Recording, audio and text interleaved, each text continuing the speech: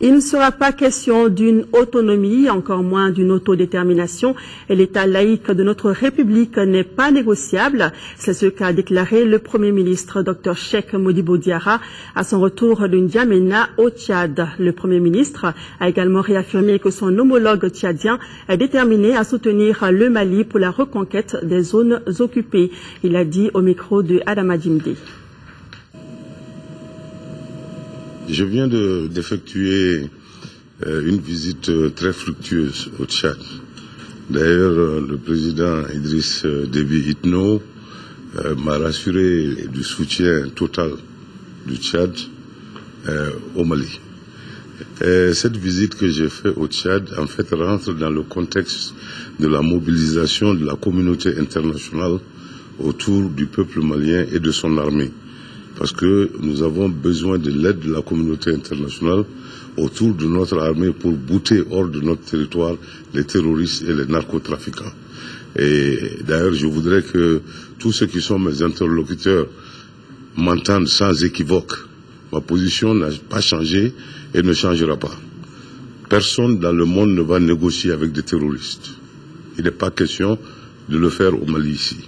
Donc ceci étant dit, nous avons des compatriotes qui sont des rebelles, on les appelle en sardine ou quel qu'ils soient.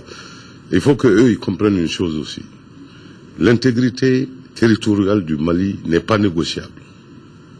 Il ne sera pas question d'une autonomie ou d'une autodétermination sous quelque forme que ce soit. L'État laïque de notre République n'est pas négociable et ne le sera jamais.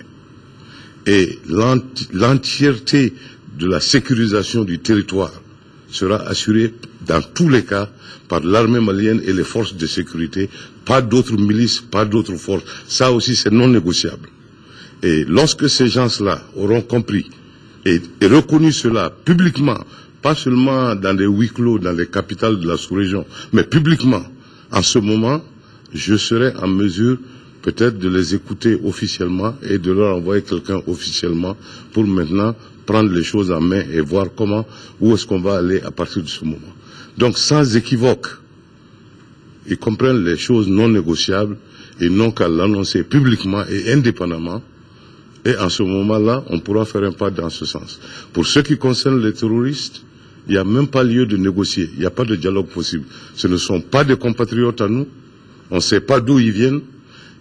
Ils prennent leur bagage, ils partent, sinon nous sommes en train de chercher les muscles dont on a besoin pour les bouter hors de notre territoire. Voilà ce qui est en train de se passer.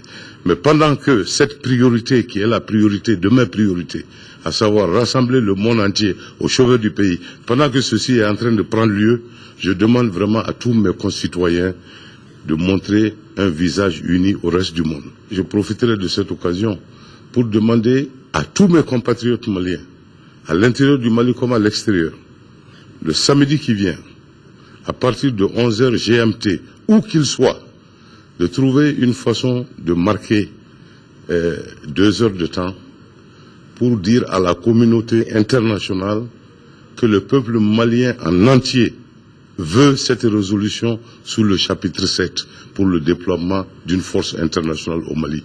Il ne faut pas que nos détracteurs aillent faire croire à la communauté internationale qu'il y a une division sur ce point entre Maliens. Le Premier ministre de retour du Tchad.